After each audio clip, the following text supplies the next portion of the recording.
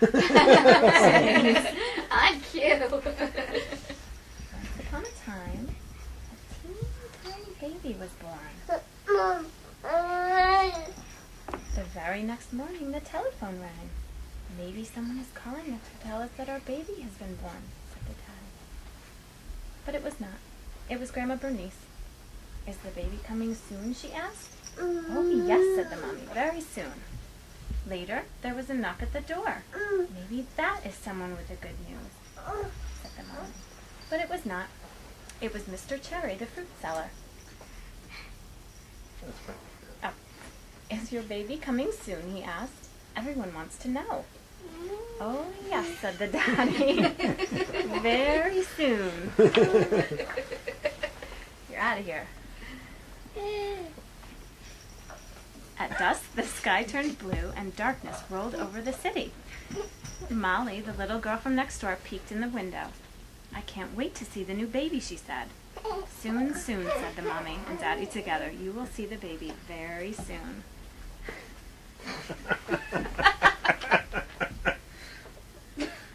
You're getting upstage. You're never supposed to share a stage with a kid. I know. Oh, dance. Did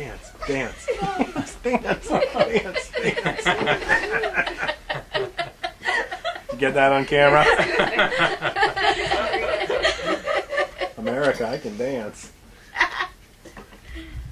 The moon came out, the stars twinkled, and the telephone rang once more. Your baby's been born.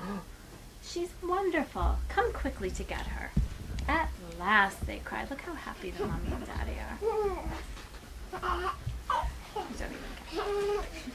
And they began to pack diapers and stuffed bunnies, little pink bottles with funny nipples, a stroller with green wheels, and a big bugaboo symbol,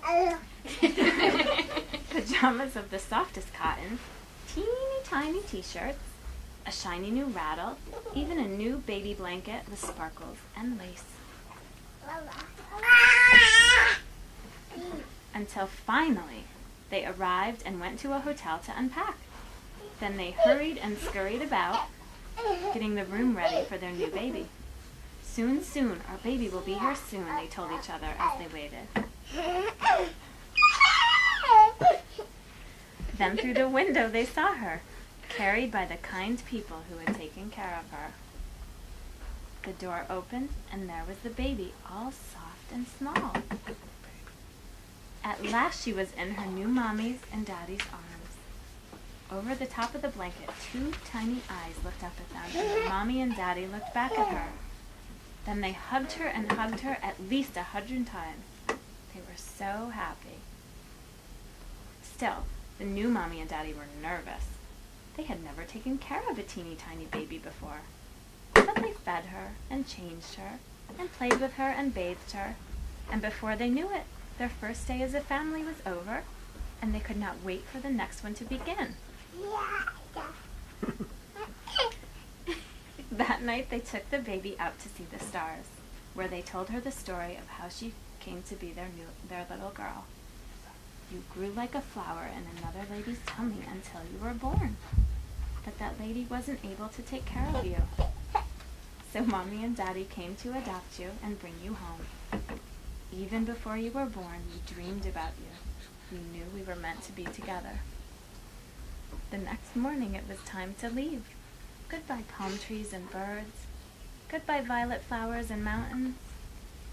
Then they were home. Everyone was there to welcome their new baby. Yay! Do the happy dance. We are home. That first night, the parents lay their baby down to sleep and said, forever and always, we will be your mommy and daddy. Forever and always, you will be our child. And they kissed her goodnight.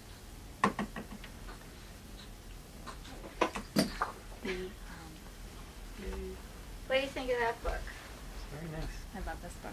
It's really sweet, isn't it? Domestic or international, I just think it's such a gentle, that image of the flower, it seems so childlike.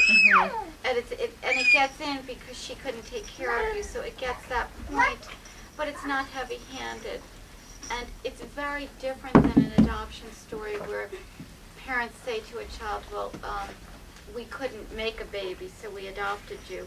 Kids don't like that. They don't want to hear what you can't do. They're dependent on you. Okay.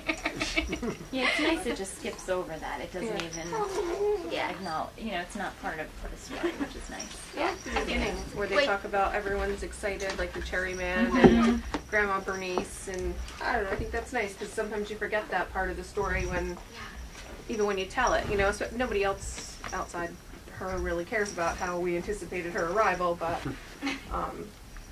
I think that's nice. It's an important part. Yeah. Any other thoughts on it? When Aaron said that, it just occurred, I read some of the letters that I'd first written to his birth mom, and I sent pictures, initially when he's just days old. And it's actually kind of a good journal.